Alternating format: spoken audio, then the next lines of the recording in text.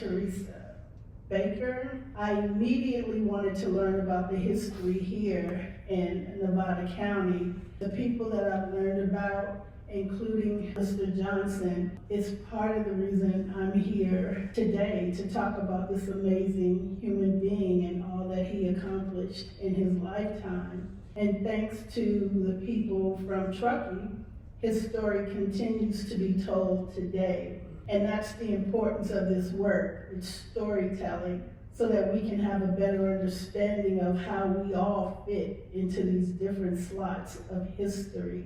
So I'm thankful to Linda and to the folks from Truckee who helped extend the life of Mr. Johnson in the renaming of the canyon. Just to get started, Chaun, why? Why the renaming of Negro Canyon to what it is today? So I want to introduce you to what Albert Johnson would have walked into. Back in 1871, he had already lived through slavery. He was born a slave. 1907, there was an article written about him talking about his youth being a slave. He makes a comment. He says, although born a slave and kept in bondage until the time that Lee handed over his sword, which of course would be the end of the Civil War, he seemed to cherish only the happiest memories of his master and mistress, who in addition to taking good care of him, seemed to have imparted to him the very best of precept. He expressed belief that no one ever lived a happier life than him, and he looked it. Once he was in the Civil War, he was a Union soldier. Once the war was over, he was somewhat lost. He was no longer a slave. He was a free man. He had no idea what being a free person meant. So he started wandering around the country. Prior to his coming to Truckee's area, he was down at the Isthmus Canal, Panama Canal, and it was a horrible condition, worse than he'd ever seen in his entire life. He left there, wandered through into San Francisco, the Bay Area, headed east. There's a comment made when he crossed over the hump and came down into Donner Lake, he was home. That is Donner Lake at Gregory Creek, and that's where Mr. Johnson settled. But that is also probably not 100 yards from where Mr. Johnson set up his home. Small homemade cabins. This is not anything fancy, but his personality is what made people want to go there and go stay there, go camping, and he would go take them fishing. Fishing back in those days meant 10 to 15 pound trout coming in the lake. It was a good time. That's the road that he would have walked every day, because his house would have been up in this area right over in here, and he would have walked that road every single day to go to work. For the first 5 years, he worked in Truckee, in the town. He became very well known as a cook. We do know he did work as a porter in one of the hotels. Mind you, he was at Donner Lake for over 45 years. That would have been the area that he had his cabins, and he rented them out for camping. That, where the little arrow is, points to Johnson Canyon, and you'll see the date on that one is 1910. That was a year before he died. So that's the concept of where he was living. If you can imagine spending winters by himself in that cabin. Even in his death, he's an enigma. Passed away after he was taken to Nevada City. He got ill. There's an article in 1910 of him walking into Truckee in the snow. He hadn't been there for a while. He wanted to be sure how all his friends were okay. The reason anybody even knew was because, again, his character. They didn't see any smoke coming from his chimney. At a distance, that's how they knew he was okay. There was no smoke coming out of his chimney. Found him near death. So got a hold of several people in town. They brought a sleigh and they carried him out of there. We didn't have any kind of a hospital in Truckee. There were doctors. The Southern Pacific Railroad were the doctors for the town. We realized that he was further than they could help him, so they got him to Nevada City, where he passed away at the county hospital. This is an entry from Find a Grave. We know he's buried here in Nevada City, but we can't find an exact location. It would be so great to scatter his ashes back in his canyon. Thank you for that. What I know in my time working on matters of public land and private access is that there's always a fight to right or wrong. That has been my experience in dealing with our public lands, trying to respectfully rename land that some people have found offensive. When I first heard of the name Negro Canyon, that was the first for me, and that was about 6 months ago. I had never heard of it, but I've heard of other trails throughout California, passages throughout California, and it's taken years to rename or to take those trails and rename them to something that the community found acceptable. Greyson, what role did you all play in the renaming of this? Why did you take it on? Was there any pushback from the community on renaming it? Part of that is for conservation reasons, for ecological value, protecting habitat, protecting watersheds, all these things that are important to all of us. But we also look at history and public access too. We put a strong emphasis on having people get out on our lands. And so that's kind of a long way around getting to our entry into this particular story. In 2006, we acquired 280 acres in Johnson Canyon. On this map, Johnson Canyon is right here. Dark green lands are lands that we've protected. Light green is Forest Service. We have a land ownership pattern in Truckee called the Sierra Nevada Checkerboard, where in the construction of the Transcontinental Railroad, Abraham Lincoln gave railroad companies every other square mile and said, figure out your route, sell off what you don't use. A lot of our work in conservation has been buying up pieces of the checkerboard, and Johnson Canyon is an example of that. We bought it first in 2006, 280 acres, and then another 350 acres in 2012, primarily for conservation reasons, open space, habitat, recreation. As the land trust staff at the time was launching the fundraising campaign to acquire the property, the name was a question. And we didn't at the time know anything about it. We didn't know if it was Negro or Negro. Should we call it Cañón del Negro? Is it a Spanish thing? We were kind of flummoxed at the time. A supporter and a journalist named Kathleen Doler came along, and she was kind of the first person for us to make the connection to Albert Johnson. One of our board members, Ted Owens, he suggested that as we were trying to understand the renaming process, why don't we just rename it that in our own materials, on signs, on trailheads, kiosks, on our website, on annual newsletter. Just start calling it that, figure out the rest later, which ended up being really effective in a way that I'll get to. So that was in the early 2000s, and then around 2018, a gentleman named Rick Spradling came along. He was the geographic names coordinator with the U.S. Forest Service. He decided to kind of take this on as a volunteer and kind of champion this process and take it through what was quite a lot of bureaucracy. And so again, the Historical Society really stepped in and started providing this information to California Advisory Committee on Geographic Names, and eventually the U.S. Geological Survey Geographic Names Office. What we found in going through the process, along with the historical materials, is we got support from the Forest Service, who also owns property in the canyon, from the Historical Society, and from another nonprofit called the Truckee River Watershed Council that was doing restoration work on Gregory Creek, which flows down through the canyon to what would have been Albert Johnson's property that we saw in some of the historic photos. One of the things that we were told in the process was that having the name already in popular usage made a big difference in the renaming process, but then COVID hit, and a lot of these meetings stopped happening both at the state and at the federal level. So we finally got to the State Advisory Committee in 2021, and then the USGS official office in 2022. That was the official renaming of the property.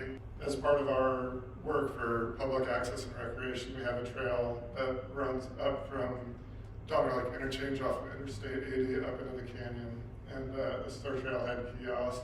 We use volunteers a lot for our trail days, build and maintain our trails there and elsewhere. This is in Johnson Canyon. This is looking from the canyon towards the Sierra Crest, so that would be Donner Peak on the right and Trussell Peak in the middle and the Sierra Crest. Yeah, so it's a really popular recreation area year-round. One of the lessons that we kind of took from this was the importance of not just access, but free access. Truckee obviously is a very popular recreation destination, but a lot of things that folks do out there either require thousands of dollars of specialized equipment or extensive knowledge and training and practice, backcountry skiing like in this picture. But we saw an opportunity in this process to look for ways to create access for a broader swath of the community, both residents and visitors alike. And so we've been working over the last few years to first, very simply, plow the parking lot in the winter. Hire somebody to plow the parking lot in the winter and create a free snow play area, because you'd be surprised how hard it is for somebody driving up from Reno, from Nevada City, from Sacramento, just to find a place to pull over and play in the snow. Not a very easy thing to do for all the snow that we have out there. So today it's really gratifying. We see people from, this guy here, a backcountry skier, to people just sledding, building snowmen, barbecuing, having picnics. Just creating that year-round access has been a big part of our mission. We work with other nonprofit groups that bring youth, different socioeconomic statuses to our properties to get out and experience them. They do science camps, outdoor exploration, all those sorts of things. So it's been kind of our very small piece of this story and kind of how we're trying to take it forward. And what about the community? Was there any pushback on the renaming from the community? What African American residents of Truckee, did they step up, they speak to the original name and wanting it to be changed? What did you hear, or were you hearing from the community? A lot of this happened in official capacity during COVID, which was a time of upheaval culturally too, and so there was pushback nationally against renaming things or statues. Thanks to the research of the Historical Society, being able to tell the story and explain why we were renaming it. We weren't turning it into Lone Pine Canyon or something like that. We were taking what we felt was the original intent in the name and actually honoring the man, not just the skin colors, the way that we explained it to people. And a little pushback here and there, but I think with that explanation, most people understood it. Almost the accident of renaming it unofficially first and then officially, it was kind of a soft opening versus the grand opening. So it kind of just trickled out into the community and became accepted in a organic sense. I know that signage is a huge part of storytelling. For me and the people that I work with, not having the story behind the why sort of makes it feel yucky as well. Were there any old signage that actually said Negro Canyon? Is there signage today that speaks to Mr. Johnson and a little bit about who he was? The property was private beforehand, so there wasn't really signage there, to my knowledge, that would have said Negro Canyon. In the exercise that we've all kind of undertaken here and through the renaming process and the information that the Historical Society has gathered, I have a picture a couple slides back of our trailhead kiosks. Our intention is to have information on hand in the next iteration of that kiosk, which we hope to do in the next couple of years, hopefully starting this summer. For those of you who may not know, we had many, many place names in Nevada County that had either Negro or its earlier, more offensive iteration. Creeks, camps, we had mining areas that had those names. And some of you who've been here a while may recall, I guess maybe 10 years ago, there was a creek down in, I think, in the Lake Wildwood area. There was an attempt, someone wanted to rename that. This property the creek ran on. And I think the supervisors ended up changing it to Negro Creek at the time. So this is a pretty common thing in our region. Most of the time, we don't know exactly who those people were that inspired the name, however pejorative it was at the time. So this is one of those wonderful and rare occasions when you actually have a person whose life you can look at and research, as Chaun and her colleagues have done. And in Albert Johnson's case, a universally respected, loved, and appreciated person.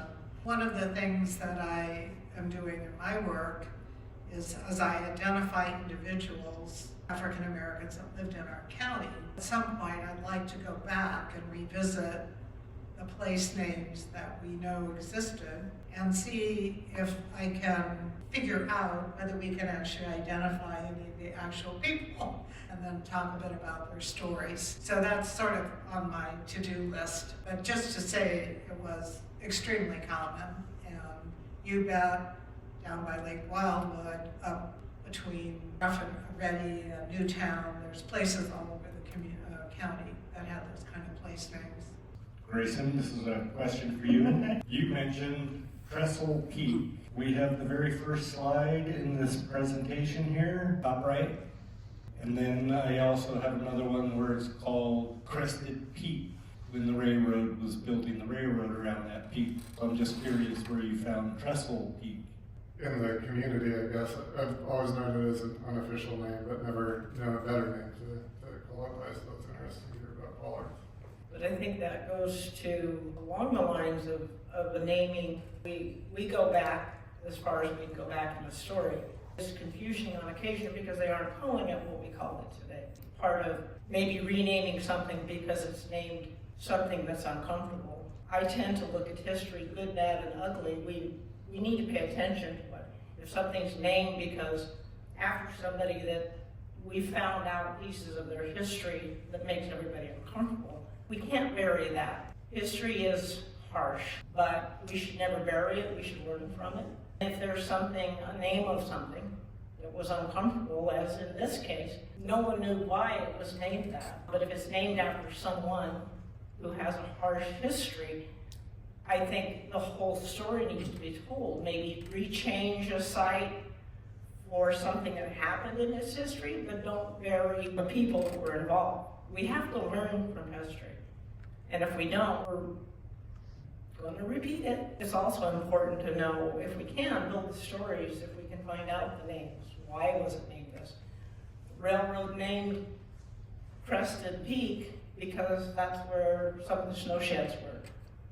Then we have our own speculation of how did it become Pollard's Hill. We think somebody stopped at Pollard Station and decided, oh, that must be named after you. All of that package is important, and it's really vital we don't bury any of our history. I was telling Teresa earlier, two of my grandparents, one owned slave, one was railroad, Underground Railroad, and they were family. Is it comfortable to talk about that? No, it's not. But it does show it's a part of our history and we need to pay attention to it, not bury it. Are you guys open for additional renaming, or was this it for Truckee? As we acquire lands, as I mentioned before, typically our priority is on the conservation values, but I think we're all very interested in history and open to those opportunities.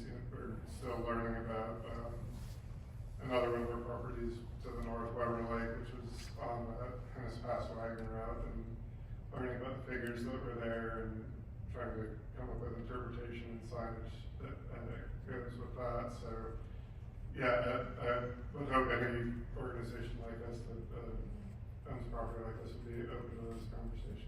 Creating Communities Beyond Bias, a Nevada County nonprofit. And I just want to thank you for the important work you're doing. It helps counter and heal racism and bias in our community. It helps those who are disenfranchised feel a better sense of hope and self-worth. And it helps teach a more accurate history of our community, which includes Native Americans, African Americans, Chinese Americans, and others. So thank you. Thank you for that, I appreciate it. Was interested to come today because I don't know a lot about Black history here in this community. I've lived here for a little while. And I wonder, what are other ways that this history could be elevated and shared? I mean, obviously there's this great art exhibit here. You know, I first started coming to Nevada City because of the Film Fest years ago. I would walk around town, not see one other person that looked like me. That's not true today. I'm starting to see people that are not just white and male or white and female, sharing beyond here, like in the Bay Area, Sacramento and beyond, that we're here. How do we get the word to people that there are people of color in these areas? There are stories that represent indigenous people, Chinese people. I think that's what's important. That's why I'm so big on storytelling, because it can reach audiences that our voices can't reach. And film, these films go all around the country. So seeing films that speak of people of color in these outdoor spaces is important. When we have stories of Black history, don't drop it in February. It's throughout the year. Tell these stories throughout the year, and the more stories we have, the better, so that people don't feel that it's just, one story that they'll hear or see when they come to Nevada County. And that's why it was amazing for me to hear about Truckee, because Truckee, the stories that I heard of Truckee weren't, oh, this is where Black people come and recreate and hike and ski. Those weren't the stories. But now I'm telling these stories of Mr. Johnson, of James Beckworth. I'm telling these stories beyond here, and people are excited. And some people were even challenging me on the fact that these stories were true. So the fact that I have more stories to share is awesome, so that I can see more people out on the hiking trails and out skiing, so that we can better understand that we too have an obligation to protect these spaces. And that's the problem when we don't tell the stories. We're not letting people of all walks understand that everyone is responsible for the protection of these spaces. So just telling these stories wherever you go, making sure people understand that Truckee or Nevada County in general has stories of relevance to people who are not just white, but from all walks of life. That's my answer. Put your local organizations, your umbrella organizations, such as the Historical Commission and the Society and Nevada County Arts Council, to the test. Bring us stories if you hear about them. Don't assume that we already have shared them, and perhaps we can make something of it together. So just as individual citizens, come and work with us to spread the word. I think along the lines of storytelling and influence, I'm wondering if there's any work that has been done or will be done to continue this intersection of organizations and stakeholders. Like, are there other, and what comes to mind as a climber, there are a lot of routes around the country that have very derogatory, to all walks of life, very derogatory names to those routes. And I think, God, it should be such an amazing thing if there was an author of one of the books sitting in this room right now to hear these stories of influence. So I'm wondering if there's any work that has been done or will be done to broaden bridges, make more bridges with different organizations, whether it's the Land Trust working with Patagonia, for example, and some of their climbers, or the Historical Society working with another Land Trust organization in a different area. I think there's a lot of influence that's at this panel right now that can make a lot of change. We're actually owning neighboring pieces of property that we're working on with the history. It's pretty important historical land for our history, or our life in Truckee. So you're a hiker, and you know you're on a piece of land that has a name that's uncomfortable, and you want to see it get changed. Slow down a little bit and find out why it was named. That's the example I think this project shows. That canyon had a name that was very uncomfortable to a lot of people. And we found out why it was named that way, and it wasn't meant to be derogatory, it was meant to honor somebody. And it was using a term at the time that was an acceptable term.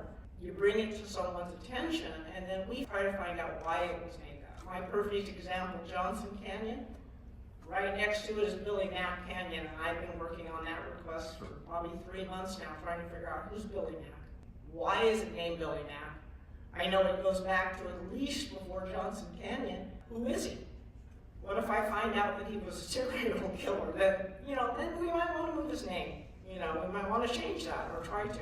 Let people find out why, if they can, why it was named that, because it might not have been meant 100 years ago as a derogatory term. It was meant as a descriptive term.